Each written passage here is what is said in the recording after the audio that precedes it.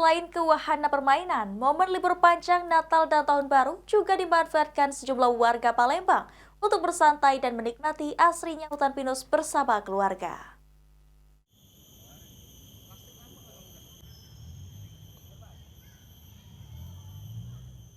Momen libur panjang Natal dan Tahun Baru dimanfaatkan sejumlah warga Palembang untuk bersantai dan menikmati asrinya hutan pinus bersama keluarga di Taman Wisata Alam Putih Kayu. Salah satunya seperti Agus yang sengaja datang beramai-ramai bersama keluarga dan teman-temannya untuk bersantai menikmati suasana asri hutan pinus di momen libur panjang. Selain itu, tempat wisata Alam Putih Kayu Palembang menjadi pilihan karena jarak yang dekat serta terbatasnya tempat wisata alam di Palembang. Karena memang terbatasnya tempat pariwisata di Palembang.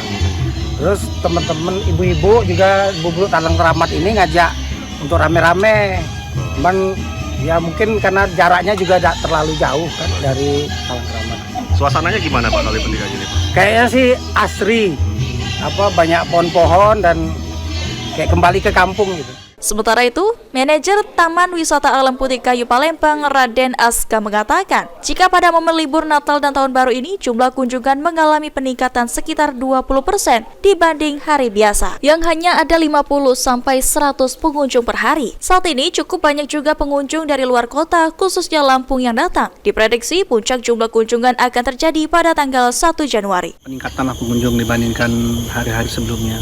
Jadi banyak dari luar kota atau dari daerah yang berkunjung ke Putih Kayu. Kalau untuk peningkatannya berapa persen nih Pak sekarang?